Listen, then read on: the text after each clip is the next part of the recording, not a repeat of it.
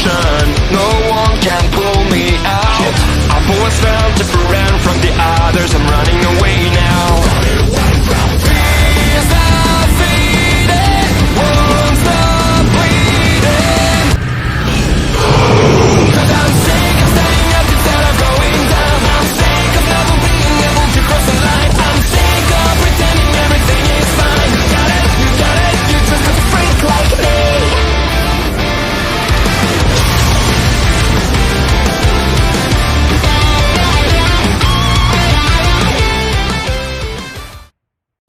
Ladies and gentlemen, shit's about to hit the fan. You're listening to the Max Wrestling Podcast. It's time to take it to the max!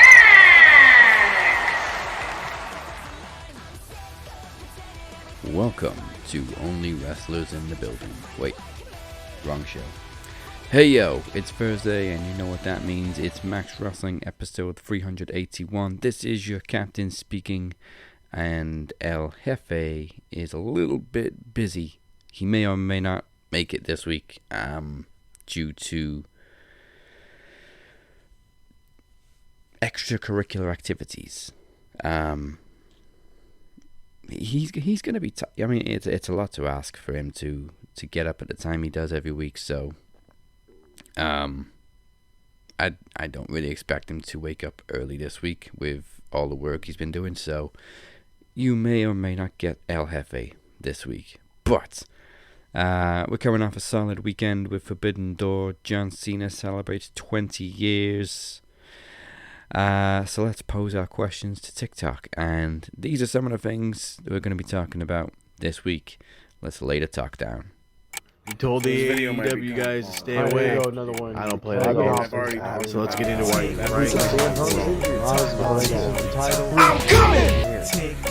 So first of all, TikTokers, we want to know, who do you want to see John Cena face in this latest run back in the WWE? Obvious signs point to Austin Theory. There's still a good handful of people there that he hasn't worked with before that he could produce some great matches with.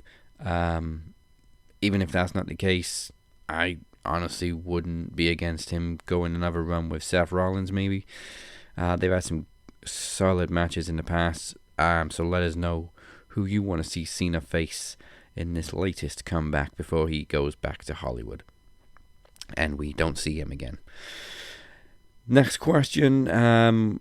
We're just coming off Forbidden Door. There's talk about a Forbidden Door 2 next year, or even in the next few months over in Japan. So, obvious question, which matches would you want to see at Forbidden Door 2?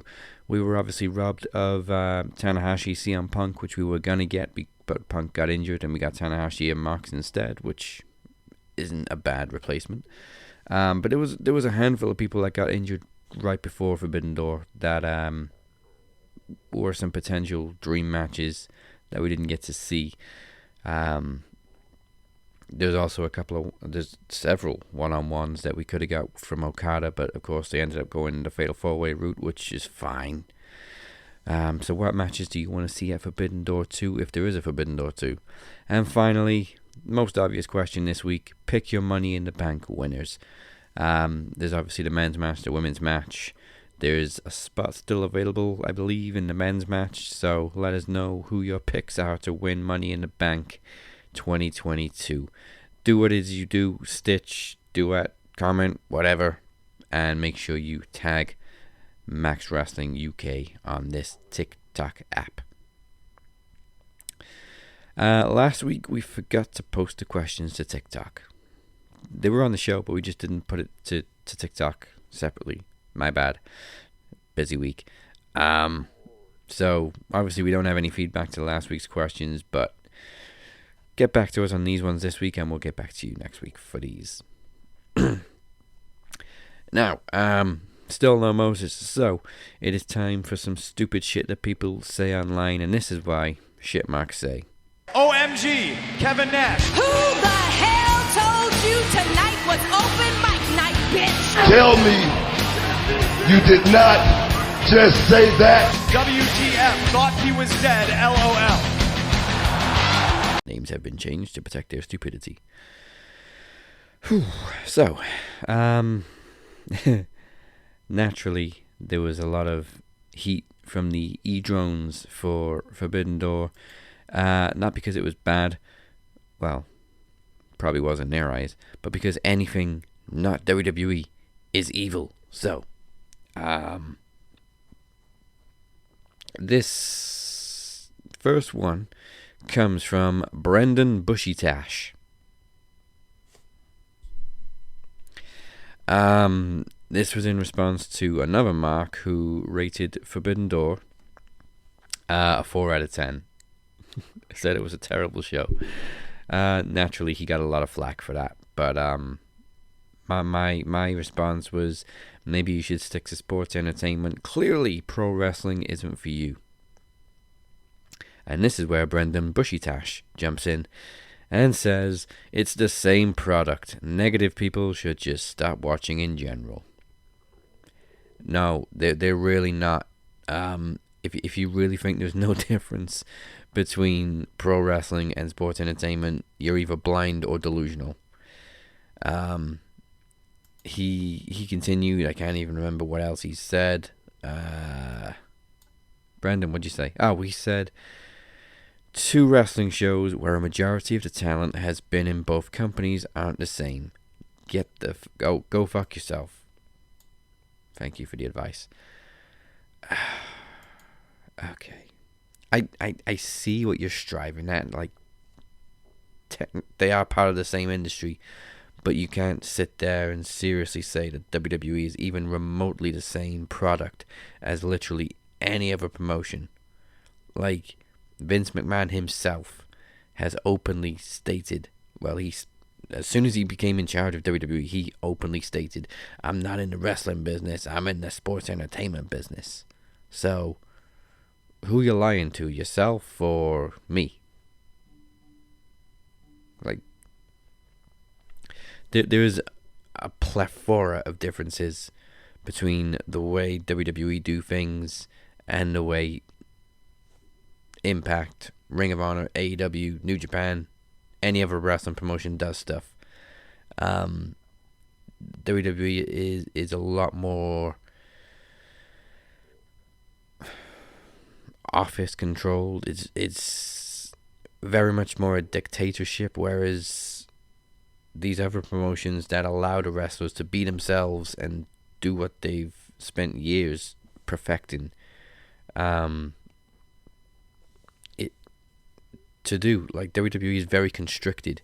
You can only do certain moves, and you can't do this move if somebody else does this move, and you have to hit these 5 moves in every match. But like, it's different. Shut up. Next up, we have Shut Up and Fist Yourself, Finch.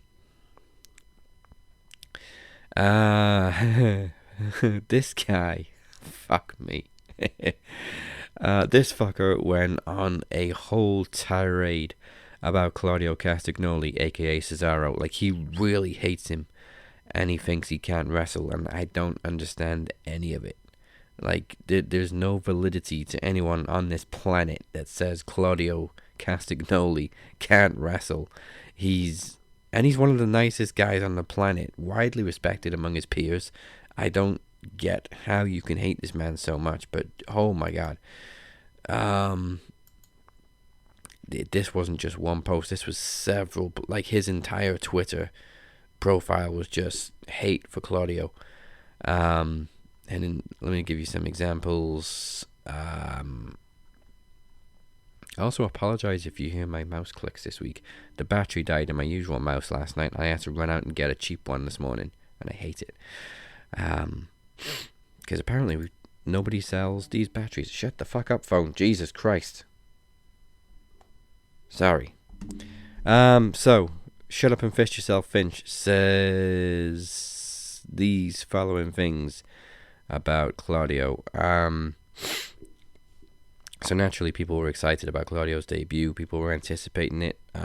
A page called Pro Wrestling Finesse was excited about it, and they were ready to lose their shit if Claudio was going to be the mystery opponent. Fist Yourself Finch says, Finesse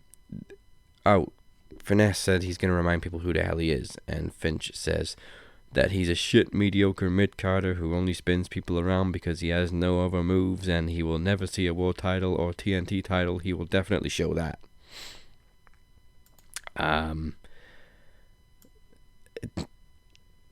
Somebody else responded, like, imagine hating Cesaro, and Finch says, Cesaro Claudio is shit and will always be shit. You will never see him with a world title. You won't even see him with the TNT title.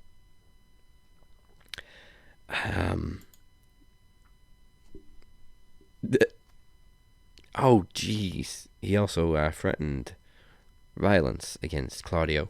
Like, this is the part where I realize he really hates this guy for whatever reason. Sean Ross Sapp of Fightful.com says, Eddie Kingston told me if he ever had to eat lunch with Claudio Castagnoli, he'd stab him with a fork. Funny, because they're actually friends. But Finch says, that's what Claudio deserves, to be stabbed with a fork. Like, whoa. Like, what is your problem with Claudio? And then he didn't like the whole show either, and just said that this was a waste of money, waste of contract, waste of card. Instead of spending money on someone that can wrestle, Tony spends money on someone that can't wrestle. Somebody responds, did you just say Cesaro can't wrestle? Log off, Chief. And finally, Finch says, I did. It's facts and truth. The guy only has one move. He's going to embarrass AEW, and Tony will realize he made a mistake spending money on someone that can't wrestle, and he will be released. Oh, wait, there's more. But wait, there's more. LMFAO. He was shit, bud. That's why he's never won a big title. He can't wrestle. No, he never won a big title because WWE booked him like shit and kept getting him to the point where he should have won a world title and then didn't give it to him, so shut the fuck up. And Matt says, you know, people in WWE would use him as a wrestling coach, but go on. Finch says, those who used him as a coach became shit. He can't wrestle. He only has one move, which is that stupid pointless spinning move. It sounds like you only have one fucking argument, Finch. I support the other guy's advice. Log off Twitter. Go get some therapy. Just seriously get some fucking help, you weirdo. But this is why they are marks, and that's the shit they say. Oh boy. Now, let's go to the desk and start discussing this past week in wrestling. Of course, our weeks begin on Friday, so there's that.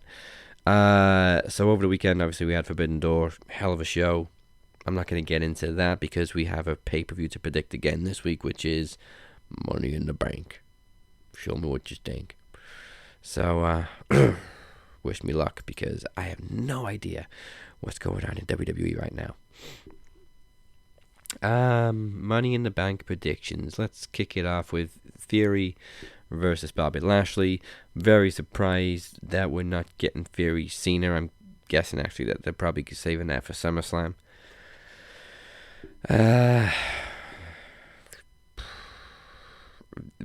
Theory's still very much Vince's boy, and if they do go with Theory Cena at SummerSlam, then there's no way Theory loses the title to Lashley. So gotta go with Theory to somehow retain the US title over Lashley, which is very stupid because they've just been pushing Lashley as well, and he also could body Theory on any given day. But in this situation, there's no way Theory loses. Oh my fucking Jesus Christ, why?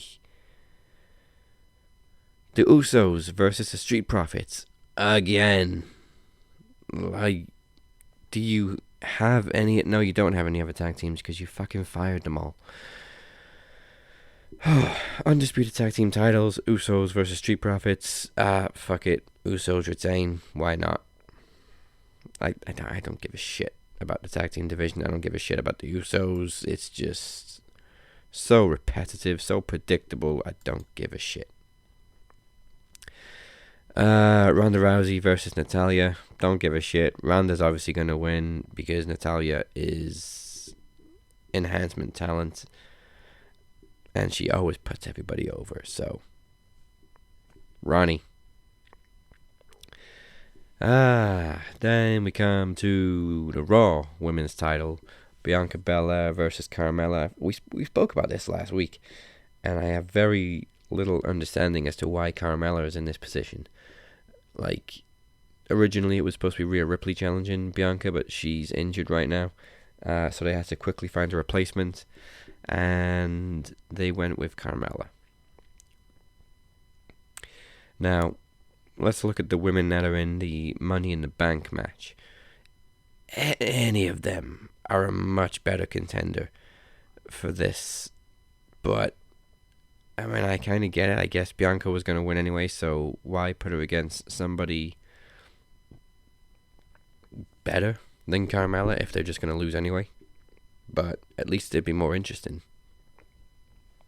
Like, no offense to Carmella, but I would much rather see Bianca versus Alexa Bliss, Liv Morgan, Shotzi, Asuka, Becky Lynch again. Hell, I don't care. Just, why Carmella?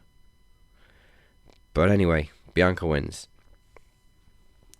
And then the Money in the Bank matches. So for the women, I just said most of them. We have Alexa Bliss, Asuka, Liv Morgan, Raquel Rodriguez, Gonzalez, Shotzi, Becky Lynch, Lacey Evans. I don't know. I really don't. Unless it is just they're giving it to Becky to redeem herself because she's been on a losing streak. Asuka's just come back. She got pushed straight into a feud with Becky Lynch. I'm surprised actually she's not in just in contention for the women's title. Liv Morgan probably deserves it the most. Like, she's been denied opportunity after opportunity after opportunity over the past 2 years.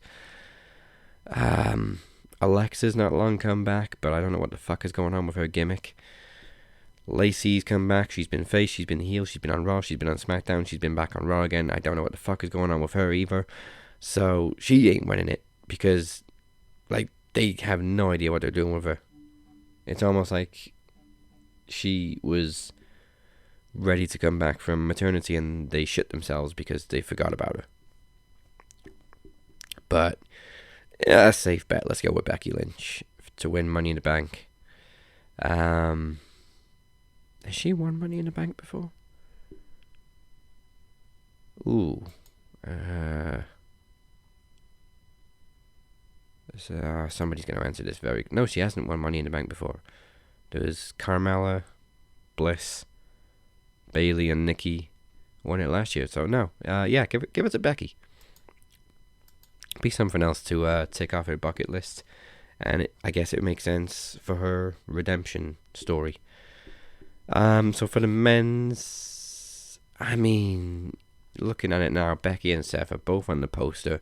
I think Becky's a safe bet. Seth is probably a safe bet too. The only thing I don't like is the TBD in this match. So we had a last chance qualifier this past Monday on Raw, even though there's one spot remaining.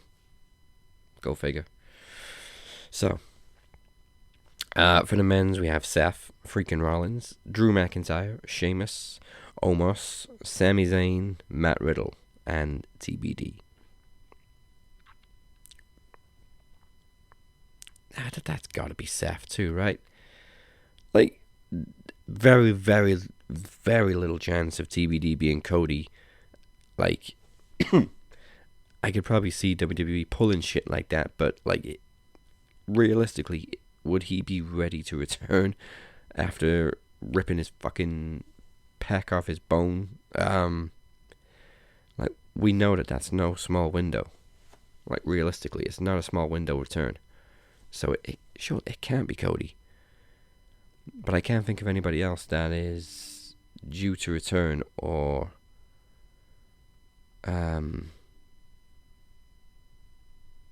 would fill that spot. So that's a little bit of a curveball, and one that I don't have the answer to right now. So fuck it, let's go with Seth. Seth and Becky. Give them both Money in the Bank. It would be hilarious if Seth cashed in on Brock and Roman again at SummerSlam, but that may be just that may just be wishful thinking. So I don't know. We'll see who the mystery entrant is on Saturday, and even if it is Cody, I still would see Seth winning it because Cody's beat him 3 times. Like, he doesn't need to win Money in the Bank too. All right, and that's it. That's Money in the Bank. 6 matches. It's so much quicker when I'm just doing it by myself, when I'm not asking anybody else for their predictions. But obviously, everybody else, you're entitled to your predictions, and I'm sure Moses will offer his before I put the post up on Saturday morning. So, other stories. Let's go to Dynamite. We had Blood and Guts last night. Wow. So for the first hour of the show, we had Orange Cassidy defeat Ethan Page. First of all, Orange Cassidy reverts back to his indie theme, Jane by Jefferson Starship, which I must admit I much prefer over the Pixies. Well, I'm not a massive Pixies fan anyway, but I feel myself get more pumped for Jane over the Pixies song. So, second of all, I'm feeling a second wind in Orange Cassidy's popularity. Like, I feel he hasn't been this over since his Jericho feud. Like, he's always been over, but he was super over against Jericho. He went a little bit quiet, and now he's up there again. Maybe a lot of that has to do with his banger of a match with Will Ospreay at Forbidden Door, which apparently everybody backstage was jumping for, rightfully so. And I love the fact that match showed what Moses and I have always been saying, is that Orange Cassidy can wrestle the fuck, wrestle his fucking ass off.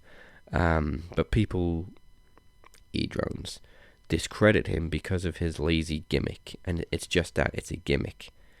Like, in actuality, he's very, very talented in that ring, and that match showed it. Oh man, the Christian promo. It's like MJF is gone right now, so we need somebody else to be a dick. And when we say be a dick, we mean be a fucking dick. Christian is killing it as a heel. He's absolutely brutal on Jungle Boy's family. Obviously, they've given their approval for these lines, but they're no less brutal. So he mentioned Jungle Boy's dad, Luke Perry, being dead last week, and this week he said something about wishing Jungle Boy's entire family was dead, except for his mother. Gee. Christian Cage is pulling no punches. He's being as vicious as humanly possible on that microphone. And man, when Jungle Boy comes back, he better get such a hero pop, because Christian's being downright evil right now. My only qualm with this whole thing is I need an explanation as to why Luchasaurus turned heel so easily, like why he was so easily manipulated by Christian, because it makes no sense to me. Luchasaurus and Jungle Boy have been very successful together. From a kayfabe perspective, there's no reason for Luchasaurus to side with Christian and turn on Jungle Boy. But we got the full heel turn this week, and Luchasaurus is all in black. And he bodied Serpentico twice. Both in the ring and after the match outside the ring. So, yeah, we've got an evil dinosaur on the loose. Next week, they set up Wardlow versus Scorpio Sky in a street fight for the TNT title. Now, is it bad that I keep forgetting that Scorpio is TNT champion? I like him, I really like him, but I've got to be honest, it's been the most forgettable reign in AEW history of any title. Like, he had the stupid feud with Sammy. He introduced the much more gold belt. And that's about it. Like, nothing else has happened in this title reign. I feel like the TNT title has become an afterthought. And I don't know if somebody said it about Miro or if Miro said it himself, that the title has meant nothing since he lost it. And I think that's very true. I think Miro is the last person that had a really good run with the TNT title. He defended it almost every week, if not every week. And he looked like a badass champion with it. They did the whole hot potato thing with Sammy and Cody. And then Scorpio got it. And it was a great moment, but nothing has happened since. That TNT title is being wasted. And it either needs to go to Wardlow in the street fight next week, or it needs to go back to Miro, or just something. Like, I'm no disrespect to Scorpio Sky, great athlete, I really like him, like I said, but they're doing nothing with it. It's just being wasted. So, Wardlow's over as fuck. Give him the title next week. Don't piss about. Just do it.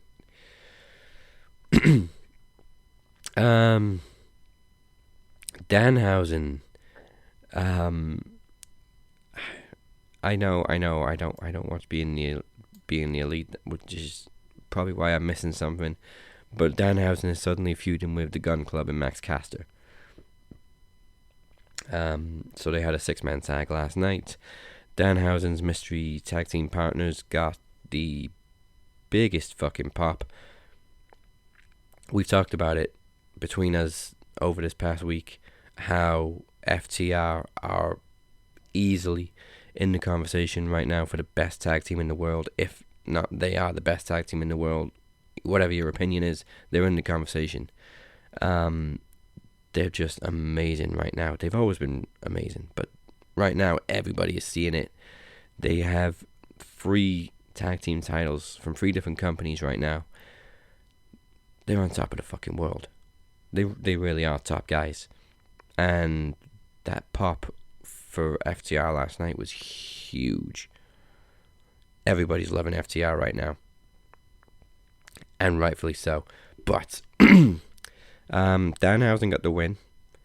And Billy Gunn was frustrated and shoved his own son. Anthony Bowens cost him the match by inadvertently hitting one of his own guys with a crutch instead of Danhausen. I absolutely think they dropped the ball on revealing that Bowens is healed. I would have saved it for the Gun Club squaring up on Caster, and Bowens just slowly stands up behind him and attacks him with the crutch, because they just wasted it on him costing them the match last night. So I feel like we got no payoff other than causing friction that was already there between the two teams. I mean, obviously the Gun Club are going to turn on the Acclaimed, and the Acclaimed are going to turn face at some point, but I feel like that's when they should have saved the reveal that, oh, Anthony Bowens is healed now, he doesn't need the wheelchair anymore. I think it would have been much more effective if he'd done it to save Max Caster, rather than do it to fuck up and cost him the match. Not a whole lot to say about Jade and Layla Gray. Like, Jade is just continuing to beat everybody up. Like, it's a foregone conclusion when she steps in the ring these days. Until she steps in the ring with Athena or Chris Statlander, then they're going to make us think twice. But until then, she's just facing jobbers every week. Like, no ignorance, I don't know who Layla Gray is. But I feel like they tried to introduce her as somebody who's going to be relevant in the next few weeks. I don't think she's actually signed at the moment. She's just enhancement talent. But after the match, of course, she tried to join the baddies. So I got a feeling we're going to be seeing more of her. And eventually we're going to have to get to that match between Jade and Eva Chris or Athena. And one of them has to take that TBS title from her. Otherwise, what's the point? She's on, I think it's either 34 or 36 and 0 this week. So, like, in a few months, she's going to be on number 50. I don't know if they can save a match against Chris or Athena that long. But if they do, more power to them. Just make it interesting. And then finally we get to Blood and Guts. Oh, holy shit. So this was like the whole second hour of the show. And as always, Blood and Guts lives up to it. The Claudio Hager moment was exceptional. Like, it instantly took you back to the We the People days, which the audience were, of course, chanting. Yeah, you just felt the buzz between the two of them coming face to face after all this time. Saving both Kingston and Jericho as the final entrance was genius. Just genius. Because it built up the anticipation of them coming face to face. And it also reminded us that this whole match was happening purely because the rivalry between these two. Like, the match was built completely around this rivalry between Eddie Kingston and Jericho. They were the main focus, so it made perfect sense to keep them both until the very end. Everyone else was just extra for the chaos. Ruby Soho, also, she caught Ty. Oh man, she went for it. And you know, she was going for it that much. Like, she tried to throw her into the barricade and they both just fell like a few inches away from the barricade. So she just decided to start pummeling her. That was great. Sammy's free fall. Wow. It looked good. Like, his fall looked good. The landing, it was better than Jericho's. The Jericho bump from Blood and Guts. But I still feel like it felt a little too protected. But I'm not going to complain about it, because like we keep saying with Jericho's bump, we don't want these fuckers to die. Protect them all you can. It's fine. Just make it look good. But a very interesting finish where Claudio robs Eddie of the win, which just keeps the rivalry between Eddie and Jericho alive long enough for them to settle this one-on-one, which is what they have to do. Like, there's no point doing another big team match. Just let them go at it one-on-one and settle the score. And that was pretty much it for Dynamite. It wasn't a short episode, but because Blood and Guts took up pretty much the whole second hour, not much else happened. So overall, great show. And we steam ahead now to, I think, All Out is the next event, special, pay-per-view, whatever. There's no mention of Fight for the Fallen this year, so, you know, the year we introduced Fight for the Knowledge, they don't do Fight for the Fallen. Thanks, AEW. But whatever, that's fine. But speaking of Fight for the Knowledge, we make history in 2 weeks as we crown the first ever Ring of Games Cup winner. But first, it's the penultimate week this week, which we'll get to in just a little bit, of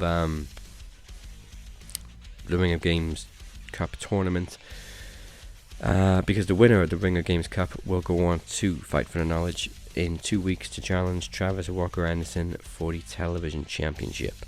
Travis left as a promo last week, so he's past the 30-day defense period. And get this, a brand new design for the TV title will be revealed at Fight for the Knowledge. But Travis is also the Knowledge champion, and he will have to defend that title in old school full trivia mayhem against unknown opponents thus far. But suffice to say, it'll pretty much be most of the people that are on the show. That's how it always used to work. If you were on the show, you compete for the Knowledge title.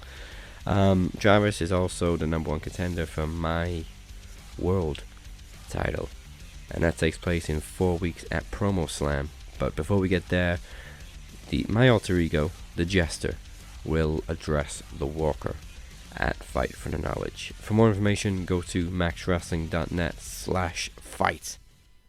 Again, it comes your way July 14th. Cause I'm sick of getting up and getting going down. I'm sick of never being able to cross the line. I'm sick of pretending everything is fine. You got it, you're just a freak like me. This is Velvet Sky. Hey, this is the charismatic enigma, Jeff Hardy. Hey, yo, what up? It's Darby Allin. It's the Ultimate Vanessa, your girl's favorite wrestler.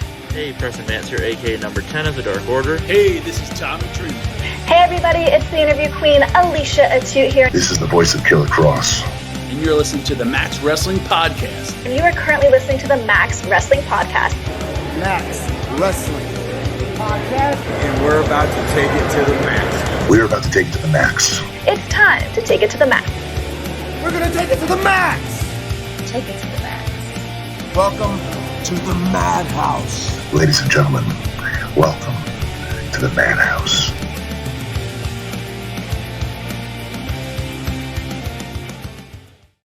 Cause I'm sick of getting up and getting going down. I'm sick of never being able to cross the line. I'm sick of pretending everything is fine. You got it, you're just a freak like me. Welcome back to the Cap and Mo Show, even though it's just the Cap Show this week. So if I've made you laugh, if I've made you cry, if I've pissed you off, hit the sub or the follow button right now. I'm here every Thursday. I'm here every Thursday. So for a history lesson, let me talk to you about what happened this week in wrestling history.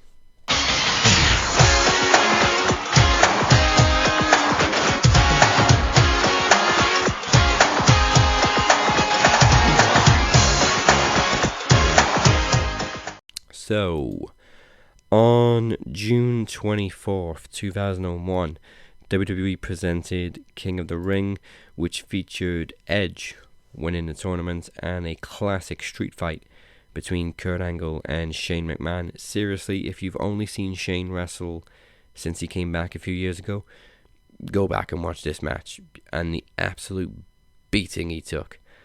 I still just watch through my hands the glass spots, which if you know, you know. June 25th, 2000, also at King of the Ring, won by Kurt Angle. This was one of those where they had the quarterfinals, semifinals, and the final on the pay-per-view. So Angle beat Jericho, Crash Holly, and Rikishi in the same night to become King of the Ring. The Rock also won the WWE Championship in the main event 6-man tag, where he, Undertaker, and Mayor Dipshit defeated Triple H and the McMahons. Triple H was champion, and because Rock got the pin, he got the title. June 25th, 2006, at Vengeance, DX made their official in-ring return as Triple H and Shawn Michaels defeated the Spirit Squad. I'm sorry that we forgot to mention the DX reunion last week. Some liked it, some hated it. I loved it.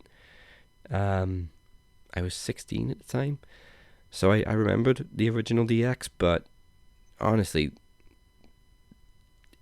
it was such juvenile comedy, but it was still I think Vince's reactions and Shane's reactions and the Spirit Squad's reactions are what made it. I loved it. I loved the DX reunion.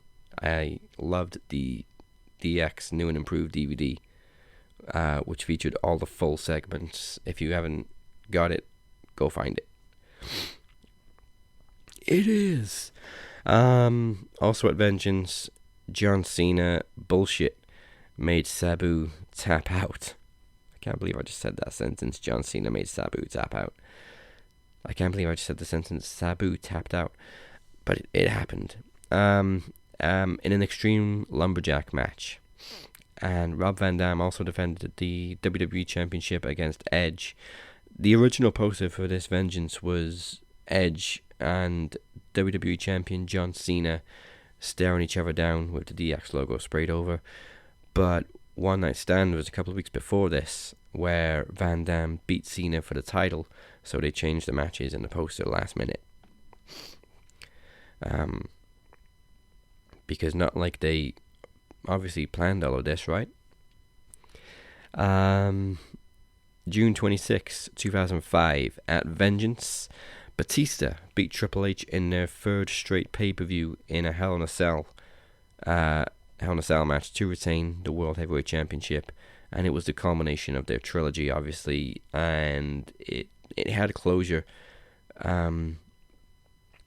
because it was like the first and only time that you see Triple H accept defeat. Batista just beat him for the third time in a brutal Hell in a Cell match, and there's like a WWE.com exclusive after the match where Batista's in the locker room and Triple H just walks in with Ric Flair. They stare at each other, and then Triple H just says to Batista, "That's evolution." So it was a great feud, to be honest. Like, normally we cringe at people wrestling on 3 straight pay-per-views these days, but Batista and Triple H told a really great story, and every match felt like it needed to happen, and it culminated perfectly in a Hell in a Cell match. This is back when Hell in a Cell matches actually were used to end feuds, and not just as a gimmick. June 26, 2016, in Max Wrestling history, the Knowledge Championship was born. Kenny Killer defeated Beer to become the inaugural Knowledge Champion at Trivia Takeover. Loved it. What a historic moment. June 27th, 1999, at King of the Ring, Billy Gunn won the tournament for reasons. Undertaker defended the WWE Championship against The Rock. The Hardys defeated Edge and Christian, and in the main event, the McMahons regained sole control of WWE from CEO Stone Cold Steve Austin in a handicap ladder match. I'm just going to let you process that sentence that I just said. You know, McMahon's regained control of WWE from CEO Stone Cold. It was a great storyline. Austin was a very entertaining CEO, to say the least. You're fired for looking stupid. Get out. June 27th, 2004, at the Great American Bash, after completing the Ultimate Makeover, scruffy cowboy Bradshaw became rich entrepreneur JBL and defeated Eddie Guerrero in a bloody Texas Bull Rope match for the WWE Championship. Not quite as bloody as their Judgment Day match, though. But yeah, this is where JBL won the WWE title, and it was almost like Bradshaw. He was never Bradshaw. He's always been JBL. Like, it was a complete transformation, and you would never associate JBL with Bradshaw after this moment. It was just such a metamorphosis. Also at the Great American Bash, in one of the most bizarre bookings, Undertaker defeated the Dudley Boys in a concrete crypt match. So the stipulation was, if the Dudleys won, Paul Bearer would be encased in cement in this glass case. And even though Undertaker won, he proceeded to bury Paul Bearer anyway. In concrete. Very bizarre. And then, of course, Paul Bearer came back, I think, for one last run, not long after. June 28th, 1998, 16 minutes of mayhem. Undertaker, Mankind, King of the Ring, Hell in a Cell. If you know, you know. If you don't know, you haven't lived. Foley went off the cell, through the cell, tooth through his nose, slammed into tacks. Terry Funk got chokeslammed out of his shoes. Taker broke his ankle. It was just insane. It's a match every wrestling fan should know and should have seen. And it's, to this day, one of the most talked about matches ever. And, of course, that image of Mick Foley being thrown off the top of the cell is legendary. Yeah, just an infamous moment in WWE history. And even though it was just so controversial, I think it's one of Mick Foley's proudest nights because he just proved to be superhuman, and it's the match, probably the match that he's most remembered for, is the fact that Undertaker tried to murder him that night. But also that night, Mayo Dipshit also defeated Stone Cold for the WWE Championship in a First Blood match when Taker inadvertently hit Austin with the most botched chair shot of all time. As you can clearly see, when Taker's chair hits Austin's chair, they make zero contact with Austin's head, but it's the spot that supposedly busts him open and cost him the match. It's pretty bad.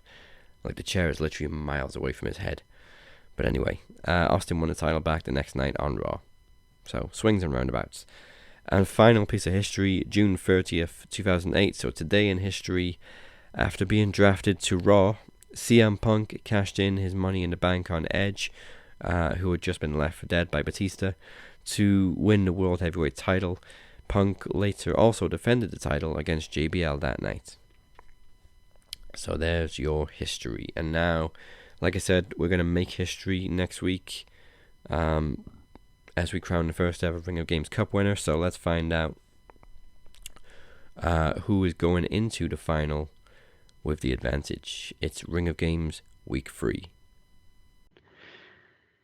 Hey, yo, welcome to Ring of Games Week 3 out of 4. We currently have Phoenix in the lead on the weekly leaderboard, so there's still room to play for Moses and Chad. However, Chad has been replaced this week by the very person that these guys are trying to face, the television champion Travis the Walker Anderson, which I suppose I will have to allow since we got no choice. Chad's all out of sick days. He phoned in dead. Colin dead. I don't mind filling in as champ, you know. I feel like it's my job too. I fuck with that. It is this week. So the winner of the weekly Ring of Games will go on to challenge the television champion at Fight for the Knowledge. Of course, if Travis wins, he is representing Chad this week.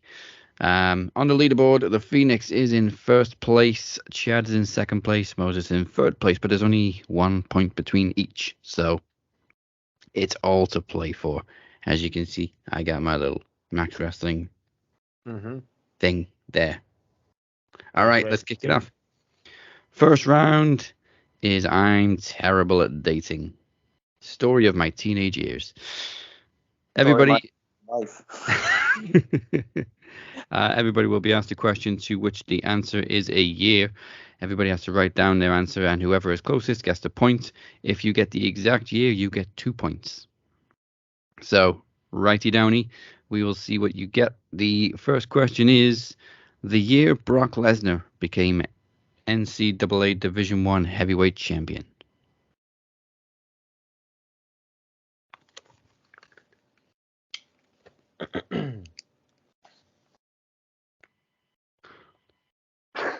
I have no idea.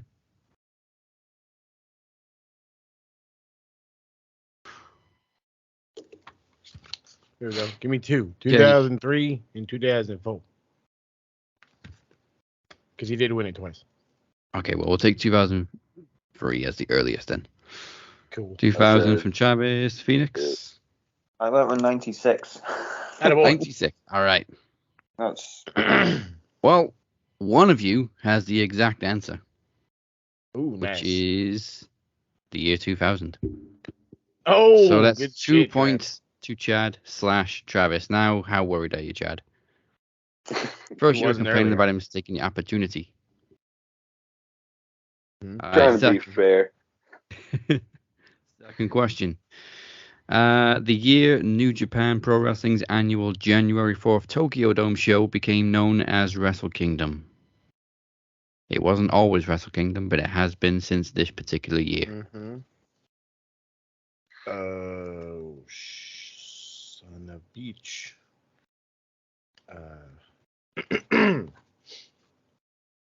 Man, I have no idea. I'm hoping I'm right on this one. I might be like a year, like a close to short. 2007. Why is everything backwards? Okay, Moses going 2007. Anybody else got an answer? I went 2009. Okay, 2007, 2009. Phoenix? 2010. Yeah, that's my... I was also thinking that. All right, well, once again, one of you has the exact answer. Cool. This time, it's Moses. It's 2007. 2007 was the first Wrestle Kingdom. Before that, it was... I think it had like 3 different names. Yep. Wrestling World War, the WCW New Japan Super Show, and Wrestle War. Yeah. All right. The word war. Final question in this round. Let's see if Phoenix can get a point. Then everybody in this round has won something. Next question is probably still in Moses' wheelhouse. The year Bullet Club was originally formed.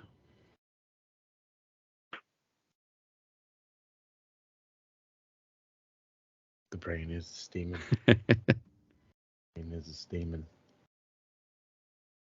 2012. I love it, Trav. Good job. What did you put, Travis? 2012. 2012. I'm going to move this fucking thing that's taking up half my screen. I can't. I feel like it's somewhere around there. I kind of wish my daughter wasn't asleep. I would just run in there and grab my Bullet Club shirt. I have a Bullet Club T-shirt that actually says the date 2013. on it. Okay, oh, that's right. 2012, 2013, 2011. Again, one of you has the exact answer. And it's another 2 points to Moses for 2013. Woo! There was a 2, a 0, a 1, and something kind of curvy. Not even gonna lie. I was like, my first guess was 2011, but I was like, no. I was like, I swear, like the first time anybody was mentioned anything was like Wrestle Kingdom, like 8. All right, points at the end of the first round. Moses steaming ahead with 4 points. Travis on 2, representing Chad, and Phoenix yet to get off the mark. But the good news is you get to pick a partner for round 2, and this week it is password 123. So who do you want to team with to decipher a wrestler's internet password based on 2 clues? I think I'll go with Travis. All right. I mean, Chadvis. That's what the nameplate needs to say. Chadvis. All right. You will have 3 attempts before we unlocked out. Since Moses is on his own, you get first pick. The 4 wrestlers you can choose from are Shayna Baszler, Undertaker, AJ Styles, and Becky Lynch. Whose internet password do you want to guess? Just to make Phoenix mad, I'll do the Undertaker's. I knew you would. Well, you know what? Part of the password is WCW, so... perfect. All right. The clues to the Undertaker's internet password are tag team formed with Dan Spivey in WCW. Spivey, I don't know how you pronounce his name. Spivey. I was right the first time. And debut year of the American Badass gimmick.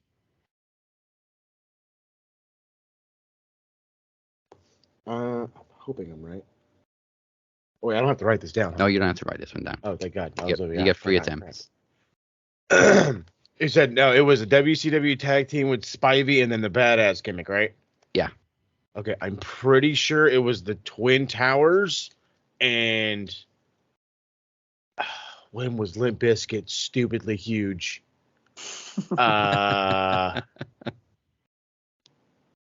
Give me 05. Okay, going Twin Towers 2005 Yes, sir. is wrong. I figured that part. Neither part is wrong. Neither part is right. Okay, good. That actually gives me that thing out of my head. But then who the fuck?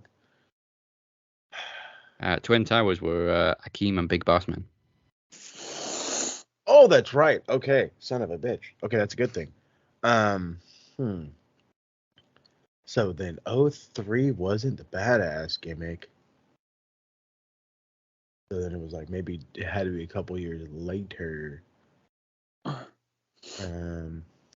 was the fucking tag name? I love how Phoenix hasn't given anything away. No, he don't give a shiz on the biz. I know one of them. Come on. Him and Spivey. Every time I fucking think of Spivey, I just think of Sid. Stop thinking of Sid. Oh, the Skyscrapers. All right, and what's the year of Give the me badass? 07. All right, Skyscrapers 07. One part of the password is correct. You got one more attempt. Skyscrapers. Oh God, when the fuck did you debut? You fucking nerd. Was I in high school still? God bless you. I had to be in high school. When the fuck else was Limp Bizkit that big? God bless you. Son of a gun. God bless you. And the Lord look out above you for that one. Good God. Hang it. I'm gonna give it a last stab. Maybe it's the year I graduated, 07. All right, Skyscrapers 07.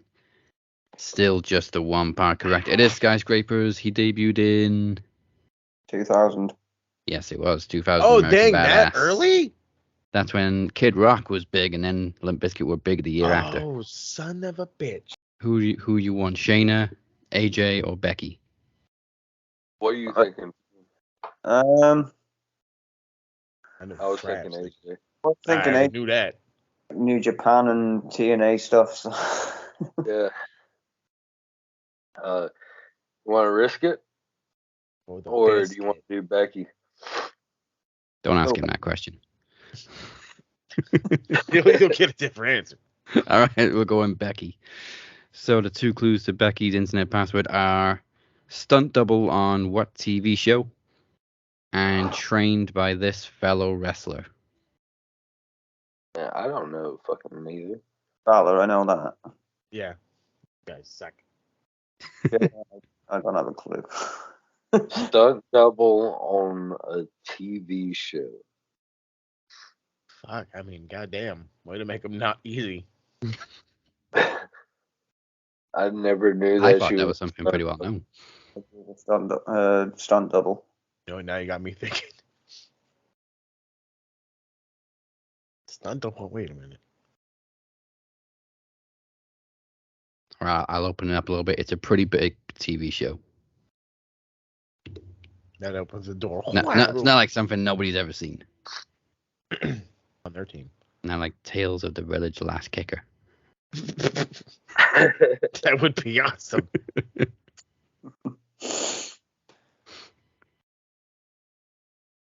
Okay, you're pretty sure on Finn Balor, though, so you want to guess something and then we'll see if you got that part right?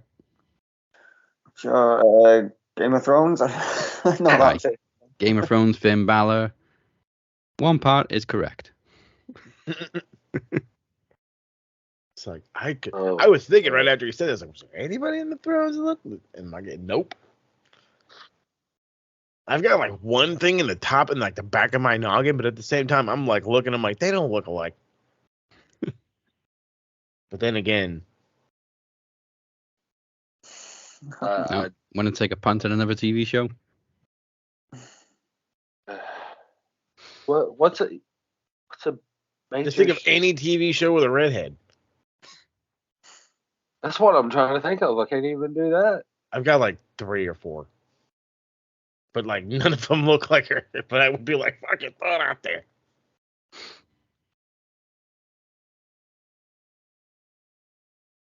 I mean, that's assuming that Finn Balor is the correct half of the password. That's true. For all we know, she really was in the throne.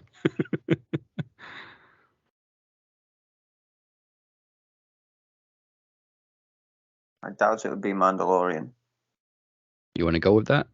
Sure, why not? Then you got one attempt left. Mandalorian Finn Balor. Again, one part is correct. So, yeah, Finn Balor. Just one more attempt at that TV show. Damn, give us some multiple choice at least. You were on the right track with Game of Thrones. Makes me. Okay.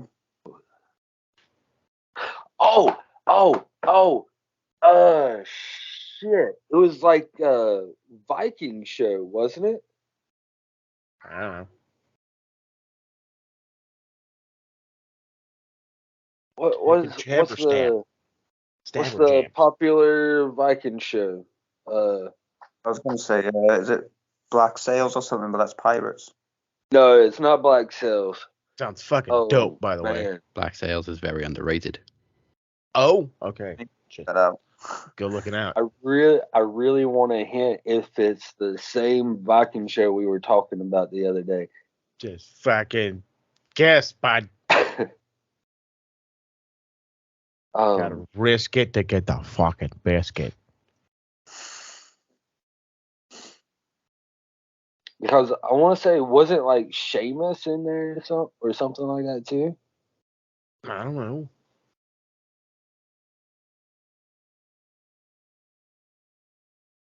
It's like on Netflix. Oh, I know the one you're thinking of. I do not. Anytime anybody says anything Netflix right now, I'm just thinking Pinky Blinders. What are you thinking, Phoenix? Well, as soon as you said Vikings, I think there's a TV show called Vikings, and that's all I can think of. Yeah. Well, let's go that. Vikings Balor. Vikings Finn Balor is correct. Goddamn, took long enough. Jesus Christ. There's a Viking show, but what's it called? I'm like... That's what I was like, wait a minute. It's not that show that Edge was on. I think you were thinking of The Last Kingdom. Yeah, or something which like is on that. Netflix.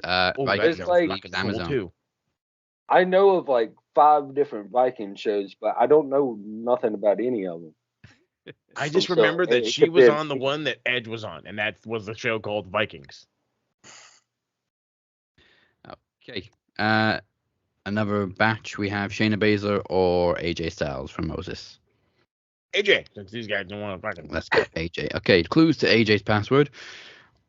Only singles championship won in Ring of Honor, and stable formed with Kazarian and Beer Money in Impact. Kazarian and Beer Money?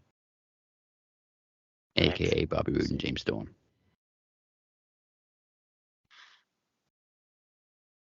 Was he a part of that goddamn fucking Canadians?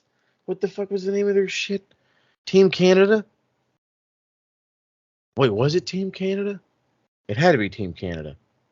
That's the only thing that's fucking clicking was Team Canada. I think these two know it. And what was the other part?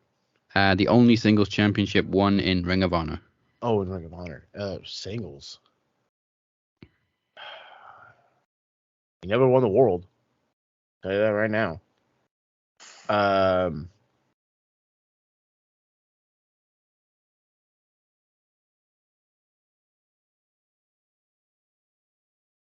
Only thing I've got coming to mind would be the Ring of Honor TV title. Let's go with that. Team Canada TV title. All right, TV, Team Canada, both parts wrong. Oh, son of a bitch. What other singles can you... So it's got to be the fucking world then, because they don't have any other goddamn singles titles. Do they? No. No, they don't. Okay, so Ring of Honor World Title, and the fuck was the name of this goddamn fucking nerd group and fucking nerd TNA? Son of a bitch.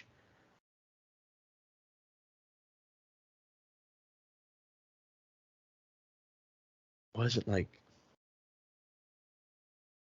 Was he in the Aces of Eights? Was that even a thing like that? I swore to God he broke him up. I don't know crap about crap TNA. Son of a bitch. Fucking crap hole. Aces and Eights and the fucking Ring of Honor World Title. All right. Again, neither part correct. What the fuck? What other singles title can you win in Ring of Honor? Seriously, what other fucking singles title can you win? Maybe a defunct title. Huh?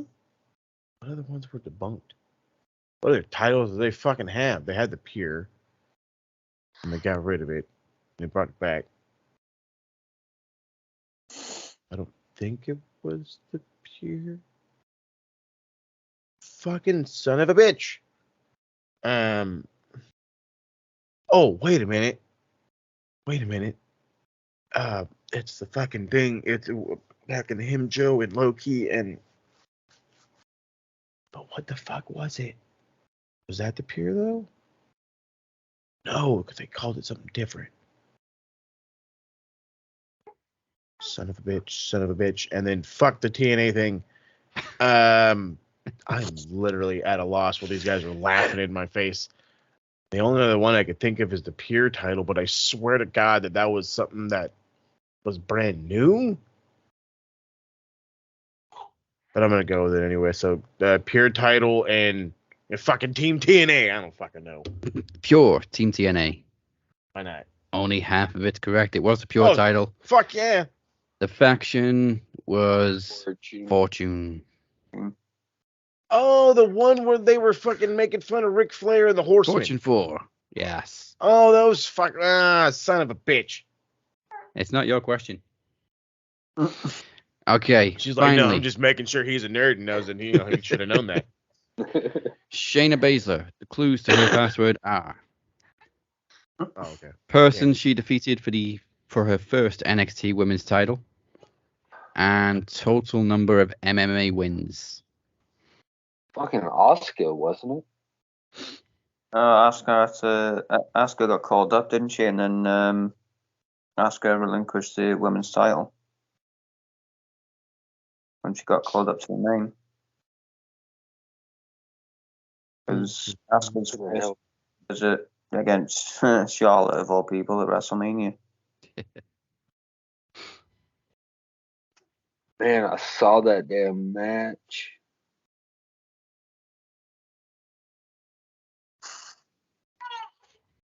I know. She saw it too. Any I guess? don't like this game. That's my guess. I don't like this game. Well, this is the last one in this round. That's good news. Any ideas?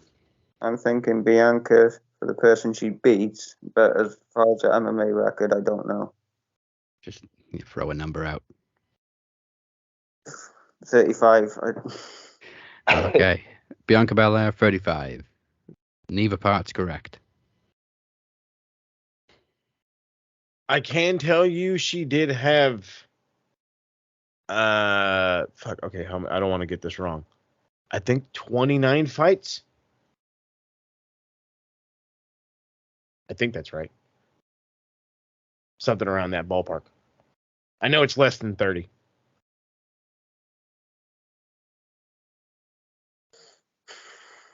Don't fucking remember. Wait a minute, was Bianca Belair NXT Women's Champion? Not against I her. don't think she ever was. No. Not again. Well, no. I don't think she ever was. Ever champ period? No. Was she ever champ period? That's a good question. I don't think so. Not NXT, no. Not that I think. Not kind of aware of. Who the hell could have been? What about Ember Moon?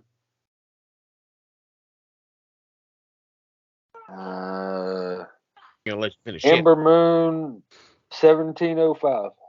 17 and 5, whatever. So Ember Moon 17. Yeah, sure. One part correct. The other part is close.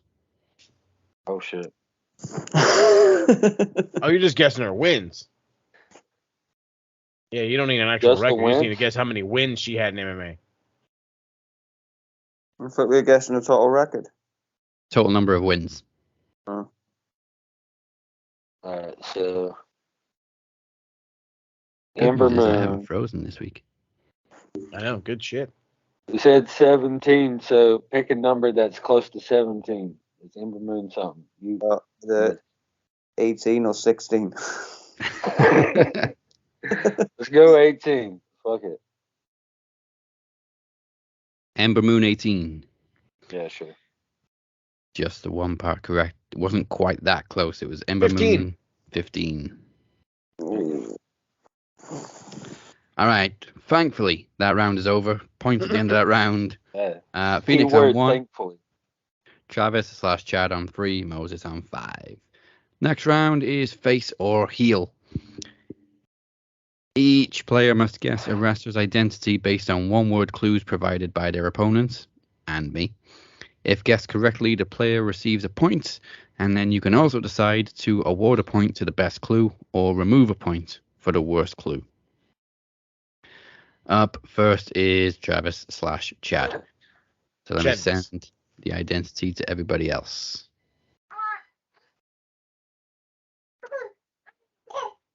That is not how you spell that.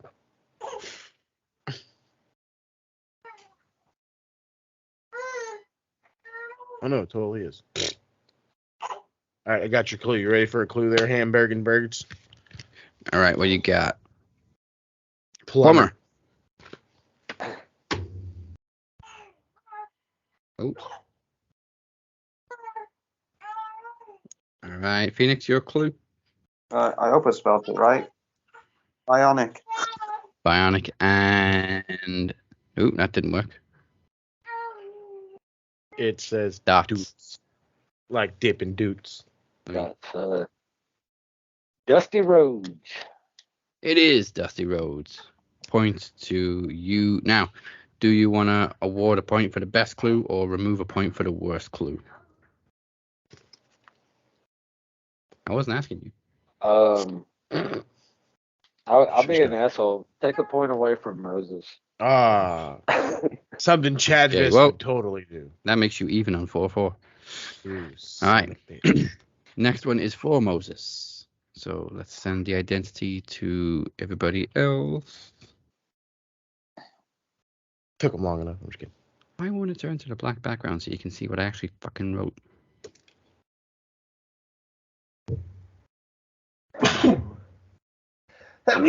Shit. Okay, Extreme from Travis. Extreme? Phoenix, do you have a clue? God, that didn't point me directly at this fucking nerd. Okay. Extreme and Bionic? I will allow that clue and Fong. So probably not who you were thinking of. the Extreme Bionic Thong. I'm okay now. See, I think the thong is here to throw me off, but I think it's not at the same time. Because see, this is how you bastards do me. So,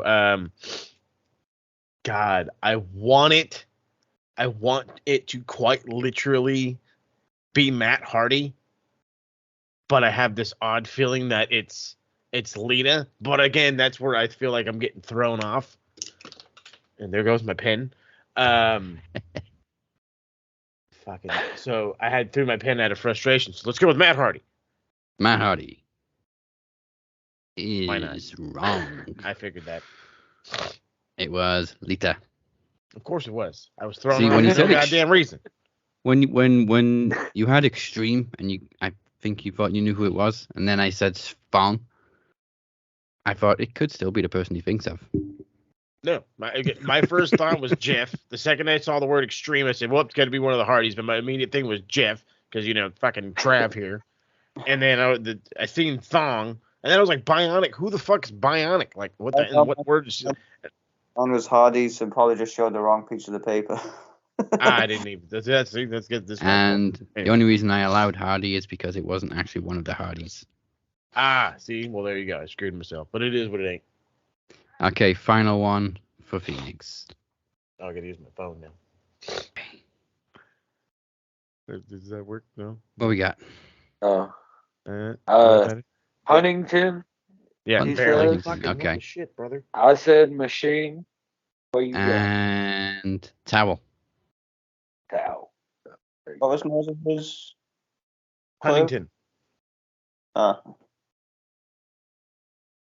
I don't even understand that one. Is it Taz?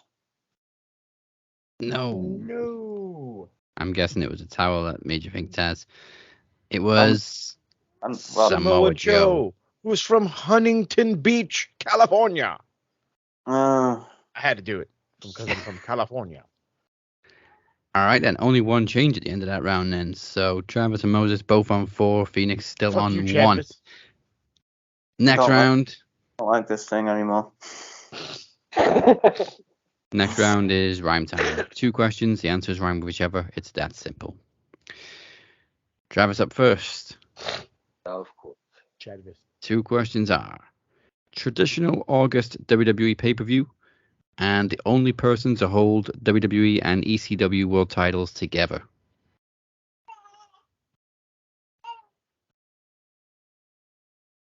The fuck? Wait, what was that? Traditional August WWE pay-per-view and the only person to hold the WWE and ECW world titles together. Got it. I think. Rob Van Dam and SummerSlam. Yes. I'll give you that one. That was a good one. All right, next up, Moses. Former women's champion and 3-time Playboy cover girl. Oh, Lord. And trademark weapon of the Dudley Boys. Oh, Sable Table. Sorry, there was only one girl that fucking was on the Playboy cover more than once. Final one for Phoenix. Poison mist spraying Japanese legend and youngest member of the Blackpool Combat Club. Fucking hate you. Oh, what a swerve. I just got that in my head. Oh, what a swerve. I want that shit for bonus points. I got it. You give me the more difficult ones because I won the last 2 last week. Absolutely. No. I love the answer. No. Such a liar. I don't know. Tajiri Tanahashi. Whoa. No. It is... It's Muda Yuta. Great Muda. Wheeler Yuta. That's right. Muda Yuta. Okay. Final round. Obviously, Phoenix can't win. He's still only on 1 point, but Travis and Moses both on 5. So let's see who comes first, second, and third. Final round is size matters. Yeah. Players ask the question and must write down the longest answer for the point. You don't have to spell it correctly as long as the actual name has the most letters. You get the point. If you get the longest possible answer, you get 2 points. First topic is wrestlers who have competed in a Hell in a Cell match. We're just supposed to write down all the names we can? No, it's just one name. The longest one you can think of. Yeah. Oh, that's right. With the longest, with the most amount of lettering and such. Yes. In Hell in a Cell. Okay. All right, I'm ready.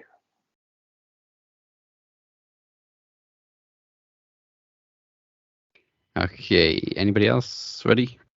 Mine's 18. I got one. Yeah, I'm ready. Oh, we actually have to have it written down. I think I'm gonna have to accept that, yeah, because his ring name is Seth freaking Rollins now. Okay, 18, Moses. Stone Cold Steve Austin. As we know from the previous weeks, that's 20. Phoenix put it in 2. Shockingly, that is the longest possible answer. 2 points to the both of you. I forgot Stone Cold did the Hell in a Cell. Oh, trust me, I went down a fucking list, bud, just because. Is Stone Cold in it? Yep, I'm going to put that answer. Yep. All right.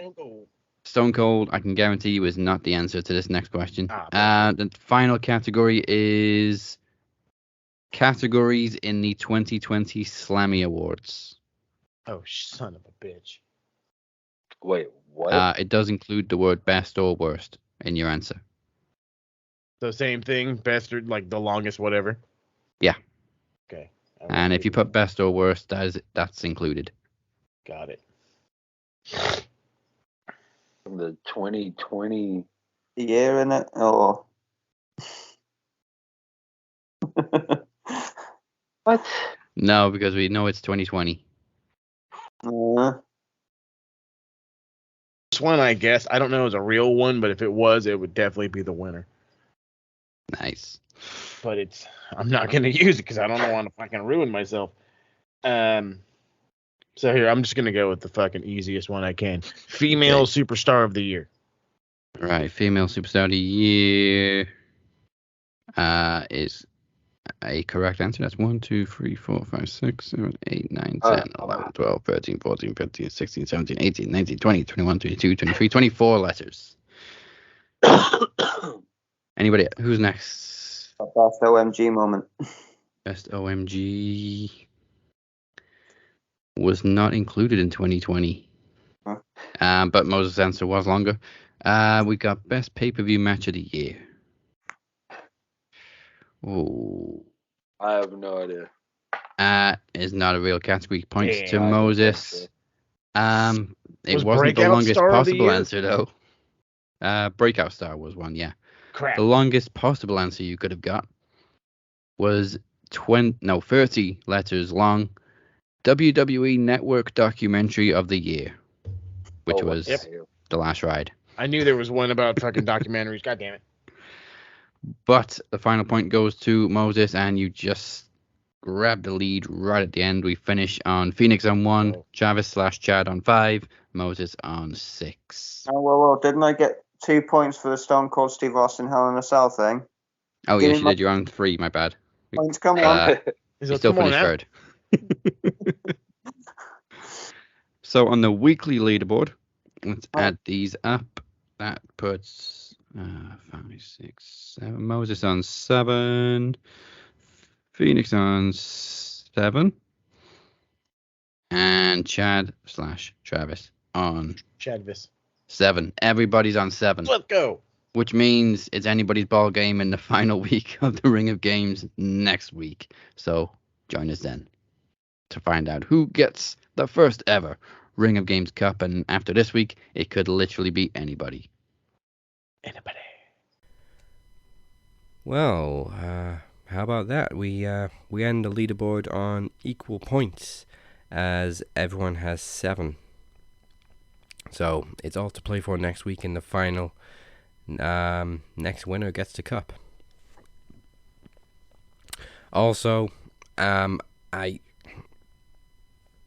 don't know how Travis got in and replaced Chad. It's just another invasion from the House of Ashes, but that's why I felt compelled to leave Travis a little message. Yeah, maybe I will leave Travis a message at the end of the show. But first, no guest to wrestle this week, obviously, because I am flying solo. And no A to B of Retro Rewind, because that's Moses' thing to talk about. But as always, check out all of Moses' content. It's always there. It's always available for you. And it's always intriguing. It's always a blast from the past. It's always retro. So go check out Retro Rewind. But what we will do for you is, of course, Geek of the Week. Pencil neck geek, grit-eating freak, scum-sucking peahead with a lousy physique. He's a one-man, no-cut, losing streak. Nothing but a pencil-neck geek. Pencil-neck geek.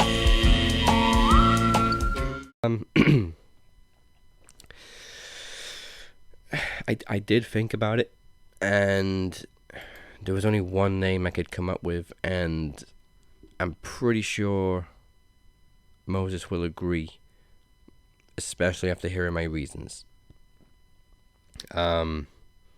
So this week's Geek of the Week is going to go to Tony Khan for two reasons. So number one, dude, what are you doing with the Dark Order? Just slowly releasing them one by one, quietly. What are you doing? Why are they not being used? Why? You could have turned them heel with Hangman, which is what we predicted by now. They could have become relevant again as a big heel faction, but they've just been doing nothing. You know? And now you're just gonna release them one by one? I don't get it. Dark Order should be a bigger deal, especially with what it meant to Brody, with what Brody meant to AEW. Like, I don't understand why he's just letting Dark Order go instead of doing something with them and pushing them again. But reason number two, dude, you have got to stop hugging new signees like a fucking child. I mean, I get it. I love TK's passion, but it's becoming awkward and embarrassing, dude. Like, people, there's literally like a collage of TK like desperately hugging everybody, and like it's creepy in a way. Just cool it down, Tony. I get you're excited that you signed these guys. We're excited to see them, but dude, chill out. Like, stop squeezing them to death. You know, a bro hug's enough. You don't need to squeeze them to death. So, Geek of the Week, TK. I'm sorry, Tony Khan. And finally, for the best segments of the week.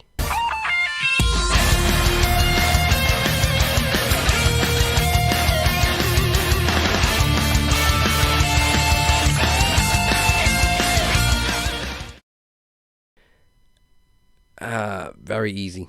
Wrestler of the week. It ain't even fucking close.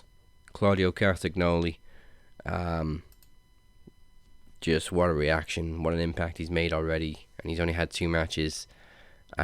He's joined the quickly growing into the most badass group in wrestling, the Blackpool Combat Club. And also his fucking music has been stuck in my head since Sunday. Thank you, Claudio. And that's also moment of the week, Claudio's debut. Dumbest moment of the week. WWE had a last chance qualifier for Money in the Bank, and there's still 1 spot left. So, how the fuck is it a last chance?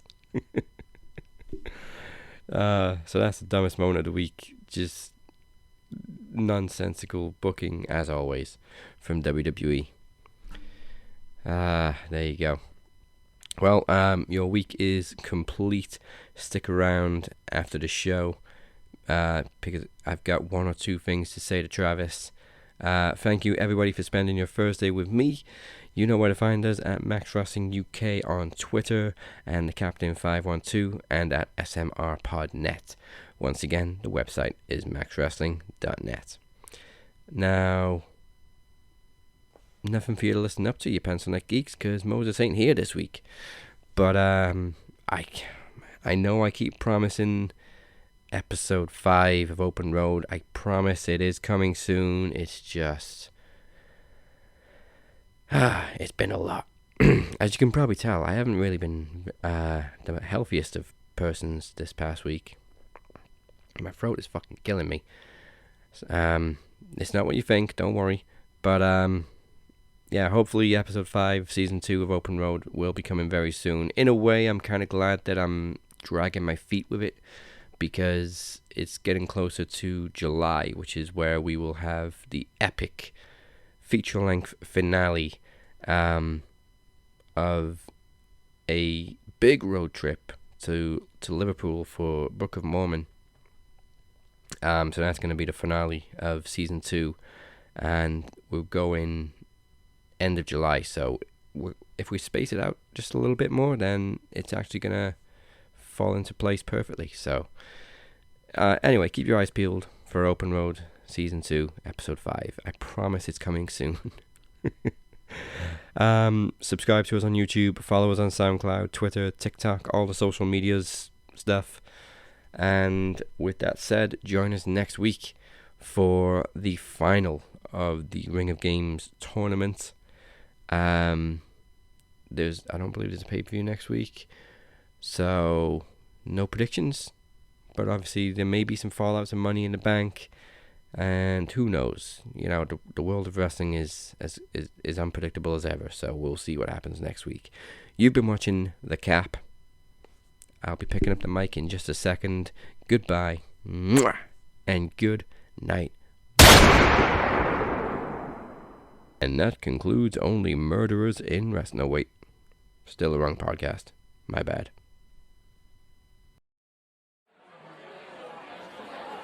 Match Wrestling has only one captain.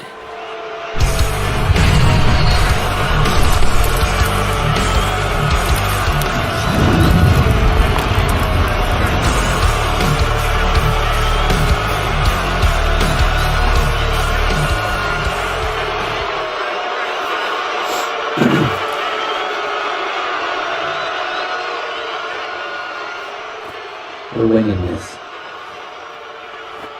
You may have noticed I came out to my music, not the jury music. Because this isn't about factions, this isn't about the jury versus the House of Ashes. What this is really about, and this may surprise some people, is match wrestling. Travis the Walker Anderson has been a key player in match wrestling for coming on 4 years now. And when I think about that time, and I think about now, I see one major thing missing now. Camaraderie. See, even when everybody was facing each other in the promo, whatever, climax, league, order, everybody still looked out for each other. Everybody supported each other. It was a real community. Facebook called groups communities now. We were a community. And a lot of people have left for one reason or another. But more importantly than that, a lot of people have come back. Cypher came back. Not only did he come back, he came back better than ever, and even joined forces with the captain. DC, Daniel Crimmins, he came back and booked himself in the main event of Promo Mania next year. The Demoness, one of the biggest missing pieces of the puzzle, the longest reigning promo champion, she's coming back. I still don't know exactly why people left, and I don't know what's drawing people back, and to be honest, it really doesn't matter. I'm just happy to see it. And regardless of all that, in the absence of all these people, 3 people became the pillars of match wrestling and kept me going. Moses Marquez, Travis Anderson, Chad Malcolm committed themselves to this brand. Got up at whatever time for this brand. Hell, at one point it was just me and Travis. So I'm not going to apologize for giving you opportunities, for giving you title matches, for giving you legal support from Chad. I'm not going to apologize for depending on you, because you put yourself in that position. You poured your soul into match wrestling on your own back, and I poured my trust into you. You supported me at a time when a lot of people turned their backs.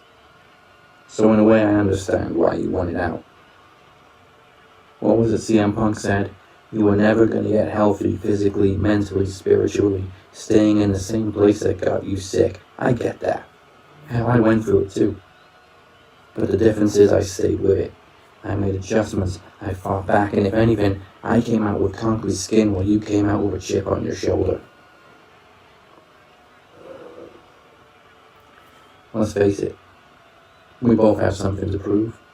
And now that you've booked yourself against me at Promo Slam, I guess one of us at least is going to get what we want. And there's a lot of history attached to this match. Promo Slam may be a different month this year, but the name remains the same.